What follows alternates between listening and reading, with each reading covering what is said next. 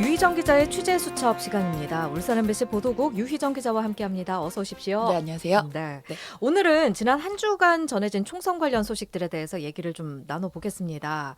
김기현 전 울산시장, 이제 어디에 출마할지 굉장히 관심이 많았었는데 네. 오늘 드디어 지역구를 공식적으로 정했습니다. 네. 남구 을에 출마한다고요? 예, 오늘 오전에 기자회견을 열어서 정식으로 이제 출마 선언을 하는 것과 동시에 이제 자기 지역구는 남구 을로 하겠다 이렇게 공식적으로 발표를 했습니다. 이제 김 전 시장은 이제 본인 기자회견에서 이제 남구 을 지역 같은 경우에 자기가 처음 정치를 시작했던 정치적 고향인 지역이다. 그리고 자기는 초심으로 돌아가서 정치를 하겠다는 각오와 의지를 표현하기 위해서 자기가 처음에 정치 생활을 시작했던 남구 을로 가겠다. 이렇게 의지를 밝혔습니다. 네, 남구 을 지역이 뭐 말씀하셨다시피 김기현 네. 전 시장이 국회의원으로 3선을 내리한 곳이기도 하고요. 그쵸. 정치적 고향이라고 할 만하네요. 네, 원래 김기현 전 시장이 원래 판사로 생활을 하다가 이제 정치권에 입문하면서 이제 국회의원 선거를 출마를 처음 했던 데가 남구 을 지역이고, 그래서 당선이 된 이후로 17, 18, 19대 국회의원을 연달아 했었죠. 그리고 이제 그 남구 을을 기반으로 활동을 하면서 이제 당시 당내에서도 원내 부대표도 맡았었고 대변인을 하기도 했고 또 정책위 의장을 맡기도 하는 등 당내에서의 입지도 상당히 높았었어요. 그래서 이제 김기현 전 시장이 총선에 출마하겠다는 의지를 밝힐 때마다 뭐 그렇다면 남구 을이겠지 않겠느냐 이런 관측들이 많았는데, 사실 뜻밖의 최근까지 전해졌지만 김기현 전 시장이 중구 출마를 고민하고 있다 네. 이런 얘기가 나와서 사람들이 그래 뭐 이런 얘기를 하기도 했죠. 그리고 심지어 뭐 김기현 전 시장을 두고는 뭐 번영교 남쪽에 서서 뭐 중구랑 남구를 번갈아서 보고 있다 이런 말이 나오기도 했고, 또 막판에는 혹시 울산 지역이 아니라 서울 같은 수도권 지역 뭐 이른바 험지로 불리는 곳을 가는 거 아니냐 이런 얘기도 나왔는데, 이거는 뭐 최근에 2018년 울산시장 선거를 둘러싸고 선거 과정에 뭐 개입이 없었는가를 두고 검찰이 수사를 하고 있다 보니까 굉장히 인지도가 올라갔죠. 그랬죠. 예. 그러다 보니까 이제 그런 인지도를 기반으로 수도권에 가는 거 아니냐 이런 얘기까지 나오기도 했었습니다. 예. 뭐 말씀하셨듯이 중구 출마도 심각하게 고민을 했던 것 같긴 해요. 예, 맞아요. 이제 이런 고민을 했던 이유가 이제 본인이 정치적 고향이고 계속 활동을 했던 지역이라고 하지만 지금 남구 을 지역의 현역 국회의원이 박맹호 의원이거든요. 근데 박맹호 의원 같은 경우에도 3선의 울산시장 출신이고 네. 그러다 보니까 울산 지역 내에서는 워낙 인지도가 높은 인물이죠. 게다가 국회의원도 남구 을 지역에서 계속 해온 데다가 본인도 지금 재도전하겠다는 의사를 밝히고 있습니다. 네. 또 당내에서도 사무총장까지 했을 정도로 입지가 결코 낮지 않거든요. 거기다가 또 한 가지 변수는 남구 을 지역에 더불어민주당이 전략적으로 인지도 높은 후보를 내면서 맞대결을 걸어올 가능성이 있다 보니까 본인이 이제 예를 들어서 경선에 통과해서 후보가 되더라고 하더라도 이게 당선 가능성이 얼마나 될지 약간 그 부분에 대해서도 고민을 또 했던 것 같아요. 그다음에 또 자유한국당 내에서도 지금 뭐 최근에 황교안 대표가 현역 의원 중에 절반까지 무조건 컷오프를 하겠다 이런 방침을 밝히기도 했는데, 이제 그렇다면 그 지역이 어디로 될지를 생각해 본다면 남구 을보다는 중구가 가능성이 높지 않을까 이런 계산도 했던 것 같아요. 하지만 최종적으로는 결국 오늘 남구 을을 선택하게 된 셈인데, 네. 이제 이렇게 했던 이유 중에는 이제 중구에는 현역의 정가변 의원이 있는 데다가 본인도 계속해서 출마를 하겠다고 밝히고 있고, 또 정가변 의원이 공천한 광역이나 지역구 의반들을 기반으로 한 중구 내 자유한국당의 당협 조직들이 김기현 전 시장이 중구로 온다 그러니까 굉장히 거세게 반발을 했거든요.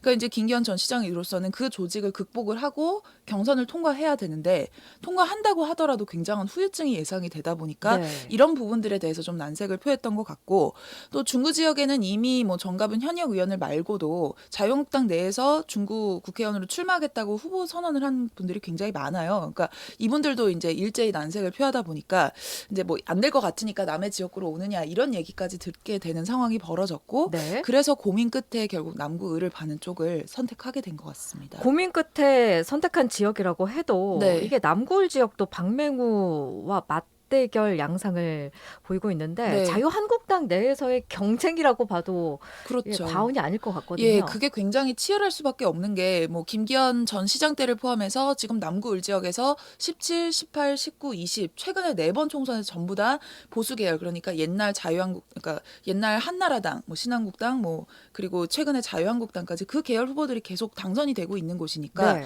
공천에서 성공을 해서 이제 후보가 된다면 사실 당선 가능성이 결코 낮지 않은 지역이에요. 그러다 보니까 경쟁이 굉장히 치열할 수밖에 없는데 게다가 김기현 전 시장이나 아니면 박맹우 의원이나 울산 지역 내에서는 인지도가 굉장히 높은 인물들이다 보니까 맞대결도 굉장히 치열하게 전개될 수밖에 없을 것 같습니다.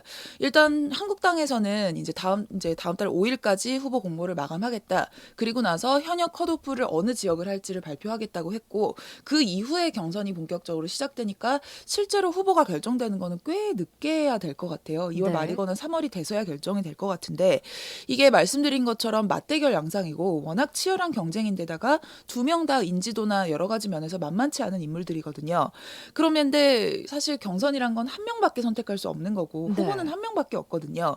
그렇게 되면 떨어지는 사람이 또 어떤 선택을 하게 될지 승복할 것이냐. 그렇죠. 그 부분에 대한 관심도 굉장히 집중이 될 수밖에 없을 것 같습니다. 예. 그게 이후에 이제 경선 이후에 실제 본선 레이스에 영향을 미칠 수도 있을 테니까요. 마지막까지 치열한 전략 싸움이 될 수가 있겠네요. 네. 이에 맞서는 민주당 분위기도 좀 살펴볼까 하는데요. 네.